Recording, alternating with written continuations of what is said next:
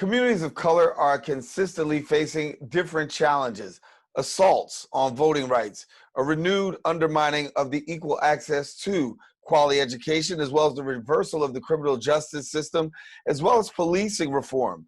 Well, the NAACP Legal Defense Fund and the Educational Fund is the country's first and foremost civil and human rights law firm.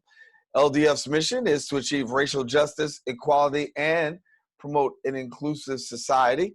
And here to provide her point of view on this matter, I'm joined by the Policy Counsel of NAACP's Legal Defense and Educational Fund Incorporated, Katurah Topps. And Katurah, thank you so much for joining us here.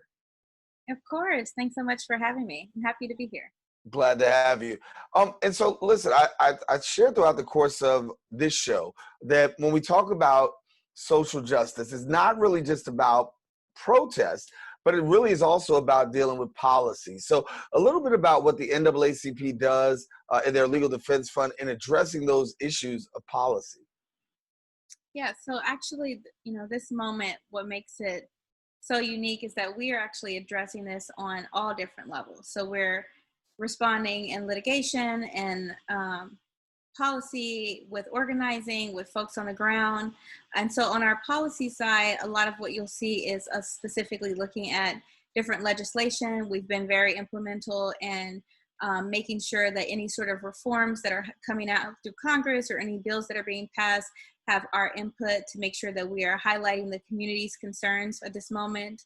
Our policing reform campaign has been very influential in making sure that we're tracking all of these injustices that are happening, being able to support communities on the ground, helping to promote different policy changes and legislative changes that will push for long-term changes rather than short, quick reforms that I think a lot of people are used to and are hoping that would pacify communities right now.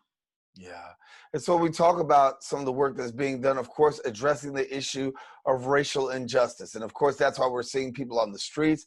That's why we're seeing people take to the airwaves, the quest for racial injustice. This is, or I should say racial justice. But talk to us about where you are today amidst all that's happening with the social unrest and what's happening with social justice. Yeah, I think that it's a lot of different things, right? I think right now the country is sort of shocked. A lot of people who have deliberately turned a blind eye to Black injustice in this country, right? To anti-Black racism. People have turned a blind eye to that, and now they're sort of being confronted with it in a way that they can't. And so we're seeing people on the ground protesting, we're seeing marches, but we're also seeing communities working to say, actually, this time we won't be silenced. We won't be, we won't be sort of allowed to sit in the corner and say, okay, this is where we're going to accept the status quo again. We are actually seeing communities stand up and say, we're working to dismantle those systems that have that racial injustice. And so that's hitting across all sections. We're seeing that in education, we're seeing it in housing, we're seeing that in the criminal legal system, not just in policing and bail reform. And so a lot of these things, I'd be remiss if I made it seem like all of this was new. This really isn't new. These things have been happening for, decades. Black communities have been crying out for this and pushing for these changes that we want to see. And it's just now that the world is sort of turning an eye and looking and seeing what's happening. And I think it's important that whenever we talk about this moment, we put the historical context of racism into context, whatever we're saying, but we also put into context the current crisis that Black families are experiencing in America. That's COVID, that's racism, that's economic stress, that's inaccess to resources. And so all of those things have combined to this moment that we're in right now. What are you seeing on your end with regards to allies, right? Because I think, there's a lot of support from the white community in terms of dealing with the issues that we're seeing right now. That's what a lot of people say when we compare it to the 60s. The 60s had some support. With the death of George Floyd, Ahmaud Arbery, Breonna Taylor, people are seeing this on videotape and saying, listen, I'm not waiting. I'm really jumping in and I'm applying some assistance. So from your perspective, talk to us about what you're seeing and the work that you're doing and how the support continues to come. Mm-hmm. I'm glad you brought that up because the support is critical. We've seen an influx of support. We have seen lots of organizations reaching out to us, wanting to help, wanting to donate. We've seen lots of allies, and I think that's powerful. I think that's absolutely great. But what I've been saying to allies is, first and foremost, remember that this is a movement and not a moment. Like, this is not something that can be a fad for the moment and that'll seem cool and we all change our social medias to, you know, have a black box and say Black Lives Matter, and then in a few months we forget this and then continue on. This is not something that Black communities are going to forget. This is not something that we're going to lie down easily and accept the status quo about. So for allies hoping to be engaged in this moment, I say really come into it understanding the history, the context, and understanding that if you're going to be a part of this, folks are going to be looking for you to actually do the work. And that work does, it looks differently in a variety of contexts for a variety of allies. But, you know, we see racism, as I said, in every area. So the first thing that allies can do is look around you, right? If you're a real estate agent, then you can start to address racism in real estate. If you're, you know, a social worker, if you're in housing, like basically any area, you can use that as an opportunity to look around and say, how can I support? And then finally, I would say making sure that allies understand that this is a moment to uplift Black lives and uplift Black voices. This is not a moment for allies to monopolize the conversation, to try to jump in and dictate what Black people are feeling, what is right or versus wrong. We don't need nuanced discussions about whether something should have been looted or not. We're focusing on the larger picture. And so we need allies who are going to step into that role and say, I'm here to support Black lives in any way that I can. Yeah.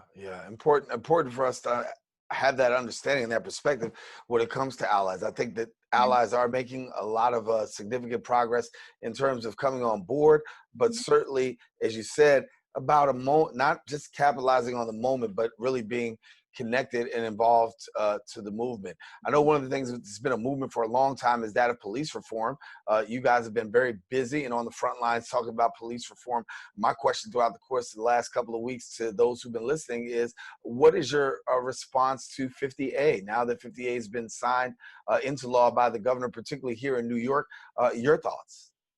Yeah, you know, 50A, you can't talk about it. I can't talk about it without smiling, because we have to acknowledge it was a huge win, right? Like 50A is a historic win for New York, and 50A was not by itself. 50A was one bill that was passed in a suite of bills that was called the Safer New York Act.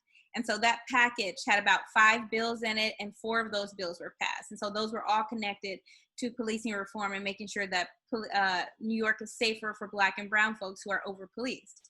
And so it's absolutely great. But if we want to just go back to 50A, you know, within that victory also comes the acknowledgement that 50A is really a common sense, or the repeal of 50A. Let me be clear. Mm-hmm. The repeal of 50A is really a common sense law. Like it is a very simple, basic common sense law. It simply applies the standard of transparency and public accountability to police officers that we see in many other professions. So that is sort of an indication of how it's a big win, but it really shouldn't have been, right? Like communities on the ground have been fighting for a repeal of 50A for years. And we saw the most egregious situations happen around 50A. And we saw officers hide behind 50A, who the department itself, the NYPD itself, said these officers had engaged in egregious conduct, but we're still going to hide them and cloak them in secrecy. We saw that, and that still wasn't enough for that law to be repealed. And so when I think about that, I think about why people right now are so resistant to any sort of piecemeal efforts of reform. People want to dismantle this entire system that allows the sort of constant, repetitive, systemic injustices to happen. Because if you don't, then you find yourself in a situation where you're fighting for years to repeal something as simple as 50A. I want to ask you this question. You know, when we're talking about the governor has definitely made his point to say, listen, with the repeal of 50A, that's been a great thing.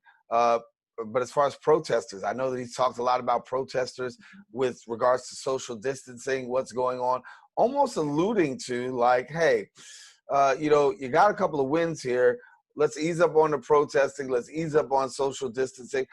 from your perspective, how do you see that, and how would you, what message would you like to send? Well, I mean, that's ridiculous to start, first of all. Like I said, I mean, these are very big reforms in the context of communities that have been fighting for the simplest things for a long time, but they're in no way going to stop or prevent or alter or dismantle the systems that allow policing to be what it is today. And it's especially coming from a governor who's in New York, which has the largest police department in the country, right? And has repetitive, egregious misconduct, racially discriminatory misconduct, right? This is the same department that did stop and frisk and justified itself all the way up until the Supreme Court, right? This is the same department where when social distancing enforcement was happening, we saw officers deliberately going into Black and brown communities and brutally beating and inflicting police violence on people because they didn't wear a mask or because they weren't social distancing, when the very officers themselves weren't. And then that same department was passing out masks and protective equipment to white neighborhoods. So to trivialize the experiences of Black and brown communities, especially in New York, and say that, hey, we threw you a small win, we threw you just the most basic level of decency, where police officers are just beginning to start to be accountable to the public, where there's a little bit of transparency between this department, that's absolutely ridiculous. And I'll just note as well, like, we all understand that the NYPD is still not very transparent. Like, 50A is going to allow us to have access to more than we did before, but it's still extremely difficult. We have no idea what sort of surveillance technology the department is using. We have no idea how they're interacting with our data. We have no idea what the department is doing on a constant basis. And so to say that the department is giving something really small, which was actually not the governors doing, this was communities doing. This was communities organizing and fighting and pushing for this and saying, you're not going to stop until you hear us.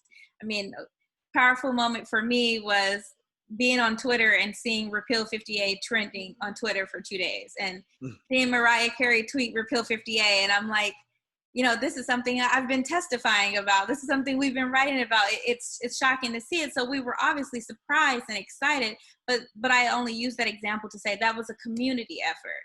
That wasn't because the governor stepped up and decided to do this on its own. Yeah. I want to ask you about how do we achieve justice? I mean, obviously that's the big question right now. Trying to get justice, equality, and not really equality. Let's be honest. It's not about equality. It's about equity. So how do we get equity and justice from your perspective? That's a very big question. Ah. Very loaded question. I think I would first start, those words mean different things to a lot of different people. And so, I am cautious about throwing those terms out, because a lot of times we see things that are so clearly not justice or equality or equity for Black people, and they're pushed and labeled as that to sort of, again, pacify us and continue on with the status quo. So I think if we are to get to any sort of area where this country actually acknowledged and valued Black lives and treated them the way that they should be treated, the first thing we would have to do is see a great acknowledgement of what's happened. Like, I think our country is able to say, yes, we all can agree that slavery happened. But beyond that, there really isn't an acknowledgement of the generations of trauma, of harm, of economic deprivation, of separation. There really isn't an acknowledgement of that, and how those things have all sort of led to this moment. There isn't even an acknowledgement that policing derived from slave patrols, that very much the concept of monitoring and surveilling Black lives is exactly what we see today. But, our country hasn't done that yet. We haven't done down and dug and did that work. This is a country that will, look at economically struggling Black communities and say, pull yourself up by your bootstraps, completely ignoring the fact that Black communities have repeatedly, over and over, built themselves up only to have this country take it away, that redlining still exists, that housing discrimination still exists, that, all of these things are still here, and that's not even including the criminal legal system.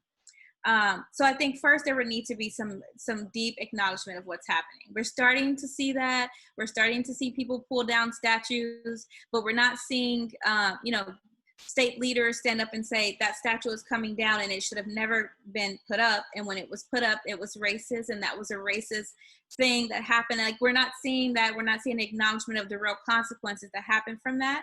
And so I think if we can get that first step, that'd be great. And then next is going to take really dismantling all of these systems. I mean, you have to stop and think, how can we actually say that Black Lives Matter when, you know, we constantly support systems that target and harm and end Black lives? And that's across the board. So a lot of those systems will have to be dismantled. There'll have to be a serious look at not how can we reform them and make meaningful changes here and there, but how can we completely eradicate those systems and build again? And then finally, I think we're going to need a completely new vision of what public safety means. We have to reimagine what that looks like. We have to acknowledge that public safety right now is public safety mostly for white people and not for Black and brown communities. We have to acknowledge that whiteness has been constantly weaponized against Black people and find ways to deal with that. And so before we do all of that hard work, we're in this moment. Yeah. And we're just starting. We're just at the beginning. And so that's why I was so adamant of saying, if you're an ally, that's fantastic, but this is a long fight, and it's going to take a lot of work and a lot of support. Yeah. Just don't let it be a moment, but be a part of the movement. Katurah, thank you so much. We're going to have to leave it there, but thank you so much for joining us. Absolutely. Thank you for having me. All right, Katurah Topps here with us as well.